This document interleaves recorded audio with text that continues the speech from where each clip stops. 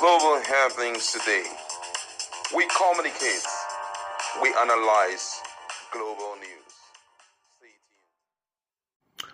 Hello, great people. Welcome back to our channel. We're so excited to have you again. The coalition launch is over. ADC is hitting the ground running, trying to set up structures. But interestingly, a key stakeholder in Bola Ahmed Tinubu's government, Keyamo, has sent a strong message across to Peter Obi, who is one of the key stakeholders now in ADC, and he has a lot to disclose to him. And he has unveiled the intention that the old Cunning Crooks have for him. We're going to give you full details of what he said in it. And according to the news, the Minister of Aviation and Aerospace Development, Festus Keyamo, senior advocate of Nigeria, has asserted that the top opposition coalition figures in the African Democratic Congress, ADC, are using the Labour Party's 2023 presidential candidate, Peter Obi, without a genuine plan to hand him the party's presidential ticket. It reported that Keyamo, in a statement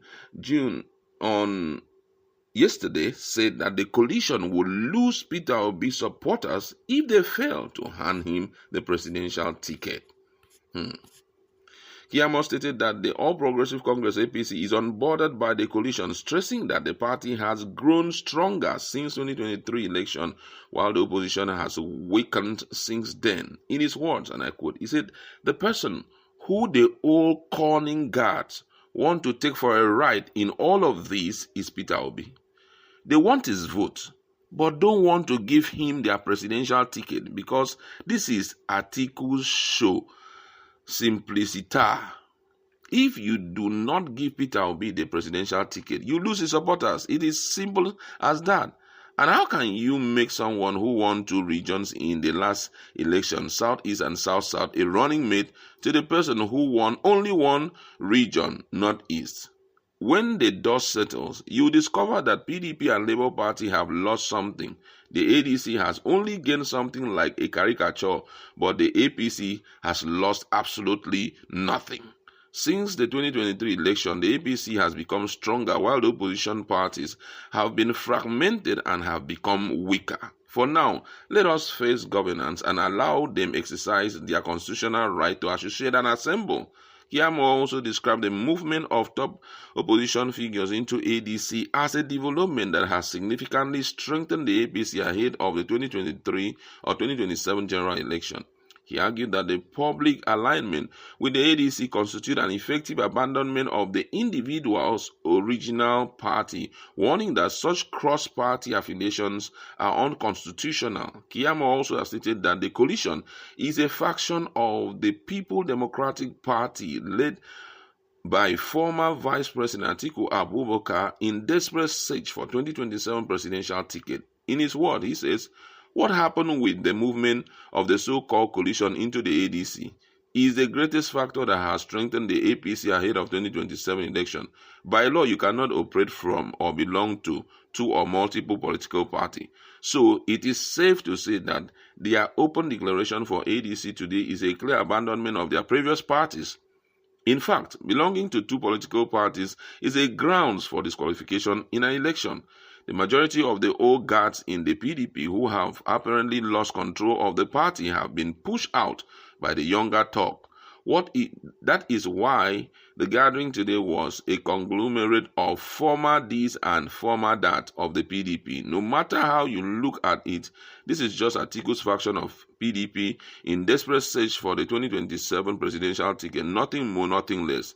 He downplayed the impact of the coalition on the APC, insisting it posed no threat to the ruling party. In his word, he says that the other addition to the so-called coalition is a sprinkling of APC members who worked against President Bola Ahmed Tinubu in the last election and 1 or 2 APC leaders who lost their constituencies to opposition parties in 2023.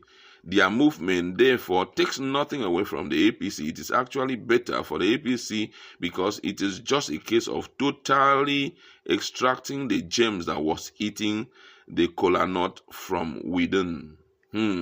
That is what he has to say. So which means those who have left APC to join the coalition, they were actually the gems, the rot that was eating the cola nut from the inside. But I mean, looking at the position he has taken, clearly shows that there was no plan to reward some of these people. We cannot deny the fact that the likes of El Rufai did such a great job, for APC in 2023. He may not have won as expected, but then he was one person that was the brain behind a lot of successes in APC. The papers are there to tell us. But then let's look at what he had pointed out. The fact that Peter Obi may be subjected to becoming the runner, that's the running mate of Atiku Abubakar. And he made some clarification, which I want all and sundry to look at it. He says that in 2023 elections, Peter Obi won in two regions, and one was South-South and Southeast. But most people say that he also won in Southwest. So there's no need to exclude Southwest in it. He also won in South, because if he was able to capture Lagos, all those Osun, Yo, and all of that, we know what played out there, Kitty. We know what played out there. But that is in the past. But he said if a man who had won two and the one who had won one, by placement, the one who won two should be the one in front and the other person should follow. He's no more talking about the numbers again. He's talking about, region, how much success Peter Obi was able to engulf during the 2023 election. And he's trying to let them understand, if you guys think you are going to be smarter, you're going to play a smart one on Peter Obi, you joke, because if you guys don't hand him over the presidential ticket, be rest assured him and his supporters will take a walk from the party. My colleague is in the house. And I must say that this is a very interesting topic that has been brought up by Keyamo. What's your standpoint on it? Do you think that that is the ulterior motive for the formation of this coalition? Peter Obi's obedience is the main essence. Do you think that it's true what they are saying? Well, let's tell ourselves the truth. If there's anything Keyamo has ever said in recent time that I agree totally with, it's actually this assertion. In all that we see, in fact, I've been watching this ADC movement for a while, and I've noticed that we seem to be seeing quite an influx from mostly the northern politicians, as if it's their new home, their new haven. And apparently, they're just hoping that they can inculcate Peter Obi in with his myriads of online, offline supporters and give him VP. But they have forgotten very quickly that they call him Ekwete for a reason. He may be nice. He may tell you, my respected elder brother. But I can tell you for free, as he's saying that my respected elder, he is very famous. Yes. You can't tell me that Peter Obi, immediately after the 2023 elections, while Atiku Abubakar went to Dubai to rest a little from all the calling tax, he pursued his verdict through the Supreme Court, to the Supreme Court judicial manner, to the Supreme Court.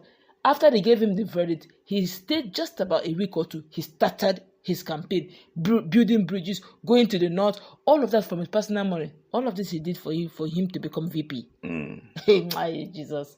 When he was VP then, he knew that the person who is running the ticket should be the one doing all the handwork. After all, in Nigerian politics, when you're a deputy, you may remain deputy forever. You may never sit on that seat, in as much as that person is alive. They won't even transmit power to you. Even if the president decides to take 2 weeks break, he will still be holding power somehow. In fact, he can be ruling from wherever it's coming from. Peter Obi knows that for sure. He couldn't have done all of this campaign, building bridges from 2023 till now, only for you to hand over VP ticket to him. I just don't understand. And he has even given them a free ticket to a free expo. I will be willing to do one term. That's an expo. If you are thinking you're coming here to do me, I'm a businessman. I know when I count my losses. I can count my losses. I'm a businessman, and I'm willing to take it again that way and let the whole thing go to Tinubu if you don't want us to get this thing right. I'm willing to take I have the crowd, I have the numbers, and I have the youth. I am accountable, and I've told them, hold me accountable. You have not been accountable. If not for the fact that I have the crowd, you won't invite me to this coalition. I am the most important person in this whole coalition, and you know it. But if you think you bring me in and tell me to become a backseat while you take driver's seat, you may be joking. So the best thing to do in these circumstances is to give it to him. And I know if they don't give it to him, he's going to go and he will pull out. Tinubu will win effortlessly. All right, that's where we'd like to leave it. Let's meet in a comment and talk more on this. What's the standpoint on the position?